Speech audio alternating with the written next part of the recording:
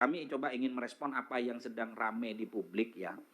Kalau mengacu ke PKPU 17 tahun 2023, ijazah itu tidak termasuk JRA ya, jadwal retensi arsip ya. Tapi coba disandingkan dengan Undang-Undang Nomor 43 tahun 2009 tentang kearsipan. Nah, ini saya mohon penjelasan dari Andri dan KPU. Sebetulnya ijazah itu masuk benda yang untuk diarsipkan atau enggak? Maksud kami begini Pak, kan kalau ijazah capres itu kan nggak banyak ya, setiap 5 tahun sekali paling cuma 3 atau 4. Apakah itu tidak menjadi bagian hazanah yang harus kita arsipkan dalam arsip nasional mengacu dari undang-undang arsip? Kita jujur Pak, di Komisi 2 ini sebagai mitra Andri dan KPU agak kurang nyaman akhir-akhir ini narasi publik ini berseliweran urusan ijazah nggak kelar-kelar gitu Pak. Yang ini bilang palsu, yang ini bilang asli, yang ini bilang dimusnahkan, tiba-tiba bilang nggak dimusnahkan. Sebetulnya seperti apa sih? Nah, kita ingin nanya, kebetulan Komisi 2 bermitra dengan Andri dan KPU, tolong ini kan live Pak, disampaikan kepada publik duduk persoalan pengarsipan ijazah ini seperti apa. Saya tidak mau masuk ke substansi urusan ijazahnya asli apa enggak, itu tidak tertarik saya membahas itu, tapi terkait dengan kewenangannya seperti apa. KPU juga sama. Jangan berubah-ubah dalam memberikan statement, yang awal bilangnya dimusnahkan, tiba-tiba diralat bilang tidak dimusnahkan, sebetulnya seperti apa sih? Gitu. Tolong sampaikan di forum yang terhormat ini. Ramai juga bahwa ijazah itu seperti apa. Jadi kalau izin kami menjelaskan terkait dengan kalau kita bicara arsip itu kan sesuatu yang harus otentik, yang asli begitu ya Pak ya. Sehingga kalau kita bicara ijazah saja, maka ijazah itu biasanya selalu disimpan oleh yang punya ijazah. Yang pertama. Jadi kalau ditanya itu arsipnya di mana, arsipnya ya pasti ada yang ada dan dimiliki oleh yang bersangkutan.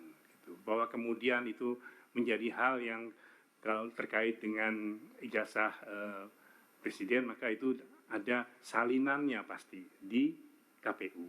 Gitu. Jadi kalau sudah dari situ pertanyaan otentiknya tetap saja ada di yang bersangkutan, Pak. Jadi yang ada di KPU pasti adalah mungkin salinan atau fotokopi yang sudah dilegalisir. Jadi sudah bukan arsip otentik ya, Pak. Nah, kemudian kalau memang dikejar lagi, oh itu kan harusnya masuk di dalam arsip yang harus diserahkan kepada Andri. Ada aturan lagi yang mengatur bahwa arsip itu akan diserahkan kepada Andri kalau sudah masuk klasifikasi statis atau mungkin sesuatu yang bersifat itu sangat memiliki nilai manfaat yang luar biasa sehingga menjadi arsip yang harus disimpan gitu. Nah, begitu harus disimpan, kami harus klasifikasi lagi. Ini arsip yang berupa fotokopi yang sudah dilegalisir dan sebagainya itu harus diklasifikasi lagi, Pak. Gitu. Jadi tentunya kami kembalikan lagi kalau kita mau menurut kepada Undang-Undang Keterbukaan Informasi Publik atau Undang-Undang Kearsipan dan sebagainya. Nah itu yang kemudian menjadi jelas sebetulnya, tapi kita tidak permasalahkan kenapa itu diangkat ya Pak ya. Dan mungkin ini yang kemudian nanti ada masa retensi dan sebagainya yang ditetapkan bukan oleh Andri tetapi yang ditetapkan oleh dalam hal ini KPU-nya. Jadi mau berapa tahun dan sebagainya, seperti itu.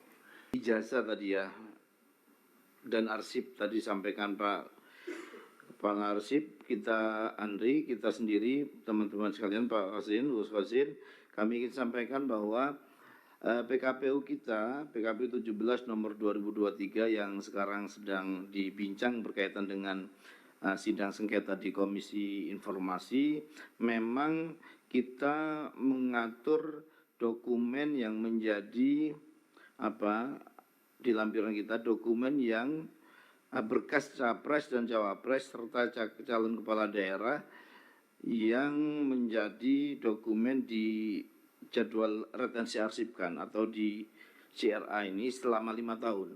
Jadi 3 tahun aktif dan 2 tahun inaktif. Saya tadi sudah diskusi sama Pak Kepala Andri, apa itu maksudnya aktif dan inaktif. Di antara dokumen-dokumen dalam lampiran itu memang adalah dokumen yang bersifat dokumen persyaratan pasangan calon seperti surat pernyataan pasangan calon, susunan tim kampanye, bukti nomor rekening, naskah visi, surat keterangan, daftar riwayat hidup, pasangan capres-capres dan seterusnya, tanda terima berkas dan seterusnya. Ini yang masuk di JRA, jadwal retensi arsip. Khusus ijazah di daerah-daerah yang kemarin disoal, sejatinya para pihak yang minta itu juga sudah dikasih, termasuk di Jakarta, di pusat juga dikasih. Nah, dokumen tersebut menurut keterangan teman-teman ada, hanya agenda ya, yang apa istilahnya, buku agenda yang kemarin dalam sidang KI itu detailnya. Tapi pada intinya kita semua pasti akan menjaga semua dokumen yang ada, dan catatannya ini menjadi masukan dan perkembangan terakhir kita. Mungkin baru periode ini juga pasca pemilu, bahkan pas setelah selesai pemilu, dokumen-dokumen itu kemudian dimintakan para pihak. Sebelumnya belum pernah. Nah, ini menjadi pekerjaan rumah, dan tentu tata kelola perbaikan untuk mengantisipasinya harus kita pikirkan bersama-sama.